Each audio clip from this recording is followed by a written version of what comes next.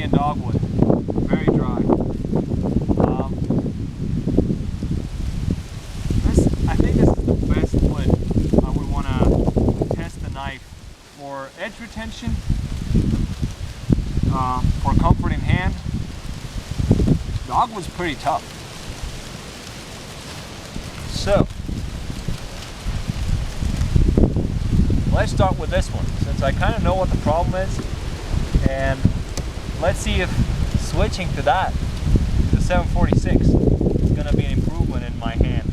So I know this one will push up in my hand and be slightly uncomfortable right here because there's not enough thickness.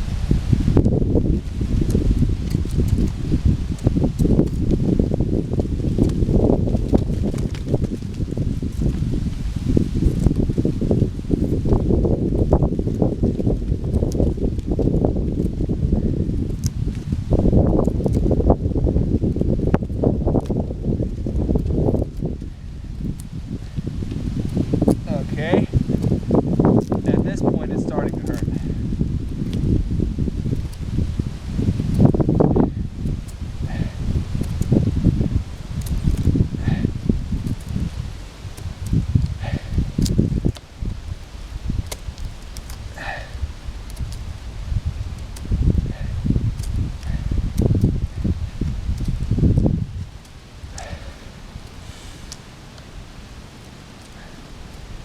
Cutting, and it's cutting well.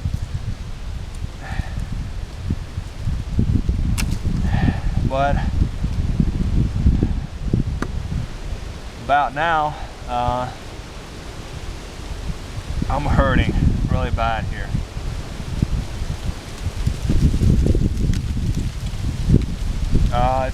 It was biting in pretty nice.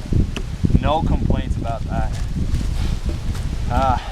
I'm gonna take a short break and see if the pain that I got from this one will be somehow diminished in that one.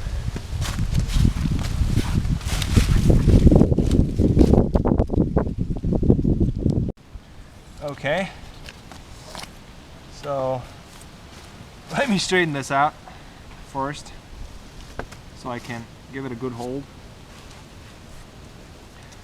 A lot of people tell me that knives are not really meant to be batoned through wood. I don't know what you're talking about. This one seems to work just fine. Talking about my K-bar, large heavy Bowie breaking. That's the most often comment I get. The knife's good. It's gonna beat wood every time. Okay, so let's see. Oh well, I can't bite in that deep.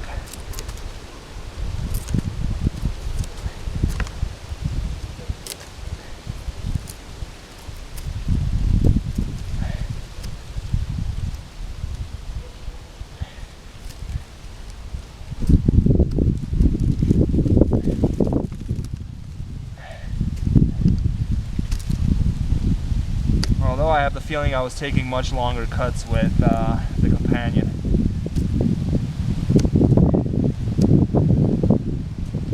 I can push much harder with this one. So that's a plus.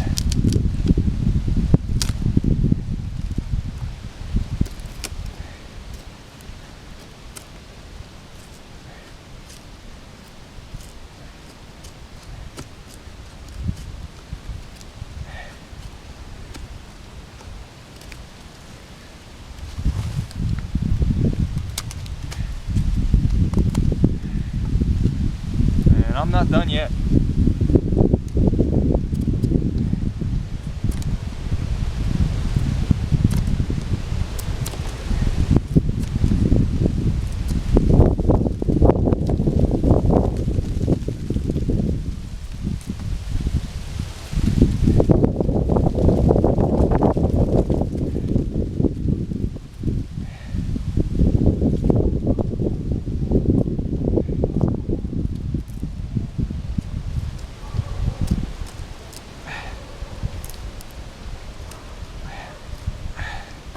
Now, scratch myself on the wood, didn't even feel it. I'm feeling some pain, but it's considerably better than the handle on the companion. Only thing is, it doesn't bite in as well. So, in this case,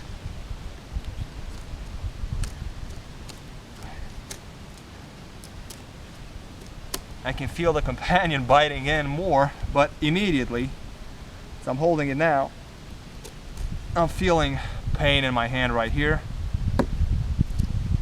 As with this one, it's hurting, but it's not hurting like this one, even after using one after the other. This one's hard. This one's painful. Immediately, 2 cuts. So,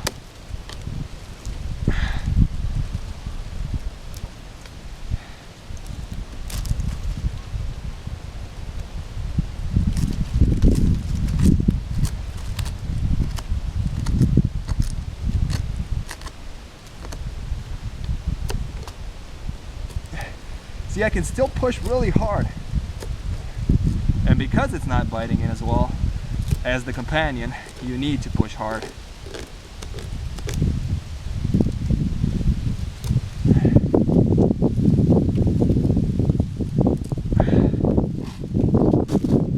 Oh well, I'm tired.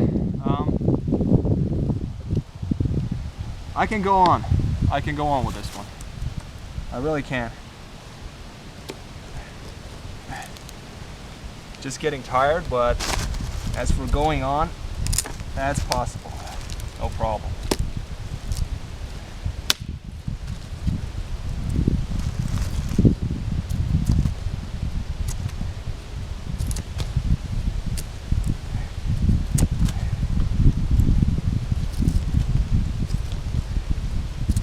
Now, I'm also pushing like this, using my forearm to give it that twist that I hate with this one. I guess if you push straight like this and squeeze your fingers more, you could diminish that pain. Also with the companion.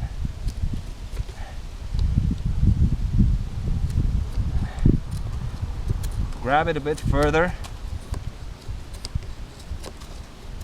Yeah, it's much better. But I can actually push in like this, so I create kind of a moment here, and the back of the handle is pushed into my hand. And it's still more comfortable than the companion.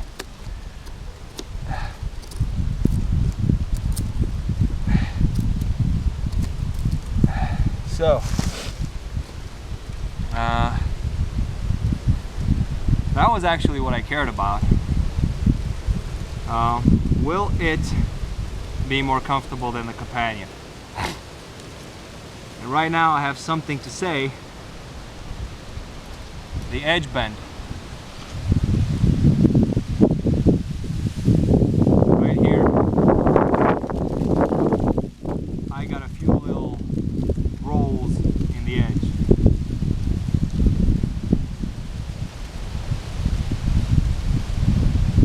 And a few little here.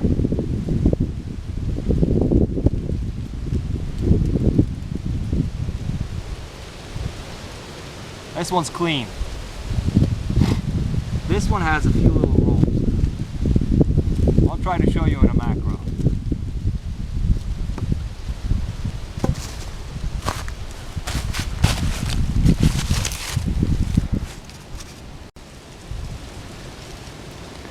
Here they are.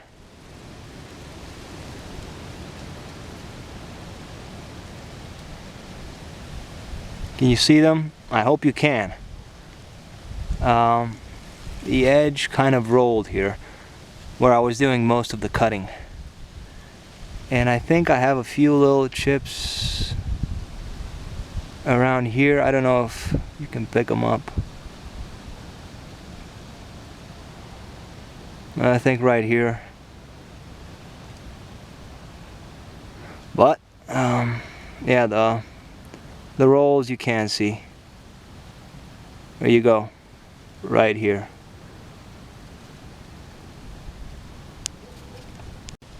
So a few rolls and I think a few microchips. I don't think that's a bad thing, because this is the factory edge. This is just as I got the knife from Mora.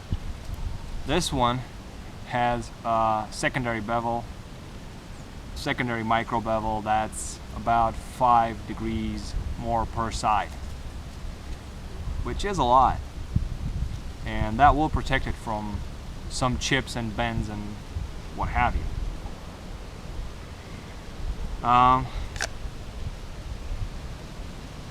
Halfway conclusion, seeing that this is so comfortable in the hand, and it is much more comfortable in the hand than the companion, I fully expected that. What I didn't expect is to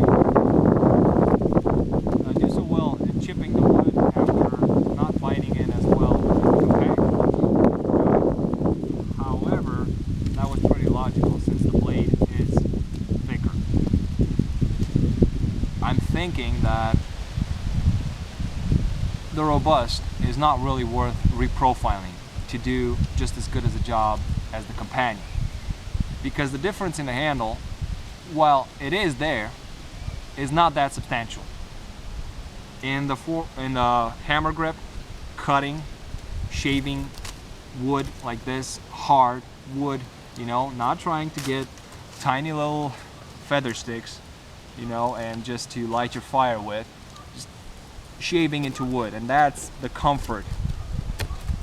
This one is much more comfortable than the companion and the robust, because it has this portion here that allows your index finger to grip it well, and the thicker handle right here where you need it.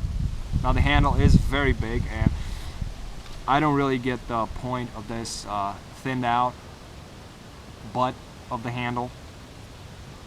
It doesn't bother me. I like it. It's comfortable. It's there. I have no problem with it. The rolls, I'm gonna put that on me because I did not put a secondary a micro bevel on it, and I didn't think it was gonna happen, but it was a very, very high possibility, especially with dogwood. Although I don't know why it bent like this. I did not baton with it. I did not chop with it.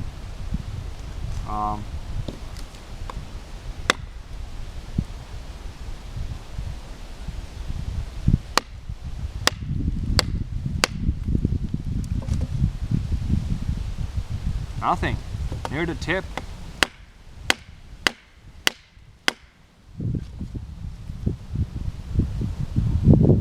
Except for that little portion that was there, no bend. So I don't know why it bent right here.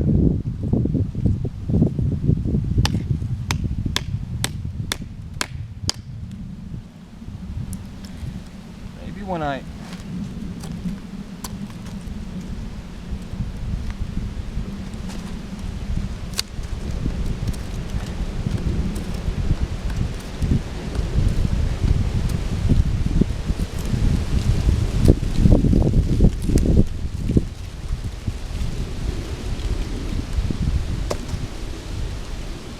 no, nothing. Just here. I don't think it's gonna do it anymore. But anyway, I will put a secondary bevel on it. I'm guessing I won't have any problems with it at that point. And this really would be worth reprofiling. Putting a keener edge angle on it and then a secondary bevel to make it as good a slicer as the companion. Then you would have the slicing capability, the thicker spine, and it wouldn't even have to be that much.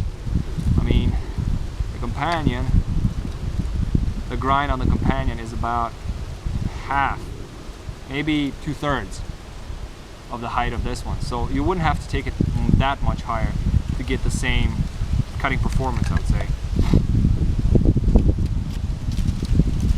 Overall, I like it.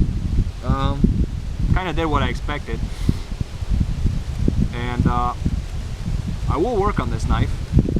And in closing, I will baton with it just to see if it breaks. And if it bends more, that's also a good one. And then I'll try to see how fast I can just put a decent edge on it, because, well, the tip is shaving, but the main contact area is not. We'll see.